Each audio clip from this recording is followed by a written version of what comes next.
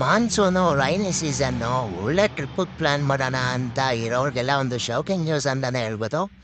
ಈ ಹಾಸನ್ನು, ಈ ಚಿಕ್ಕಮಂಗ್ಳೂರು, ಮಂಗಳೂರು ರೂಟು, ಶಿರಡಿ ಘಾಟು ಇದೆಲ್ಲ ಏನು ರೂಟ್ಸ್ಗಳಿದೆ ಇಲ್ಲೆಲ್ಲ ತುಂಬಾ ಲ್ಯಾಂಡ್ಸ್ಲೈಡ್, ಭೂಕುಸಿತ, ಗುಡ್ಡ ಕುಸಿತ ಇದೆ ಸಿಕ್ಕಾಬಿಟ್ಟೆ. ಆ ರೋಡ್ಗಳು ತುಂಬ ಅಂಡರ್ ಕನ್ಸ್ಟ್ರಕ್ಷನಲ್ಲಿದೆ ಈ ರೂಟಲ್ಲೆಲ್ಲ. ಸೊ ಅದರಿಂದ ಸಿಕ್ಕಾಬಿಟ್ಟೆ ಲ್ಯಾಂಡ್ಸ್ಲೈಡ್ ಆಗಿದೆ. ಅವರ್ ಗಟ್ಟಲೆ, ಹೆಚ್ಚು ಕಡಿಮೆ ದಿನಗಟ್ಟಲೆ ಟ್ರಾಫಿಕ್ ಆಗೋಗಿದೆ. ಹೋಗೋಕ್ಕೂ ಮುಂಚೆ ಒಂದು ಸೆಕೆಂಡ್ ಯೋಚನೆ ಮಾಡಿ, ನೇಚರ್ ಚೆನ್ನಾಗಿರುತ್ತೆ ಅನ್ನೋದಕ್ಕಿಂತ ನೀವು ಟ್ರಾಫಿಕಲ್ಲಿ ತಗಲಾಕೊಂಡ್ರೆ ಫ್ಯಾಮಿಲಿ ಜೊತೆ ನಿಮಗೆ ವಾಶ್ರೂಮ್ ಯೂಸ್ ಮಾಡೋಕ್ಕೂ ಜಾಗ ಸಿಗಲ್ಲ, ಊಟ ಮಾಡೋಕ್ಕೂ ಒಂದು ಜಾಗ ಸಿಗಲ್ಲ. ಆ ಲೆವೆಲ್ಗೆ ಎಲ್ಲ ಪರದಾಡ್ತಿದ್ದಾರೆ ಆಯಿತಾ. ಆಮೇಲೆ ಕೇದಾರ್ನಾಥಲ್ಲೂ ಇದೇ ಥರ ಆಗಿದೆ, ತುಂಬ ಲ್ಯಾಂಡ್ಸ್ಲೈಡ್ ಆಗಿರೋದ್ರಿಂದ ಅಲ್ಲೂ ಟೂರಿಸ್ಟ್ನ ಯಾರೂ ಅಲೋ ಮಾಡ್ತಾ ಇಲ್ಲ.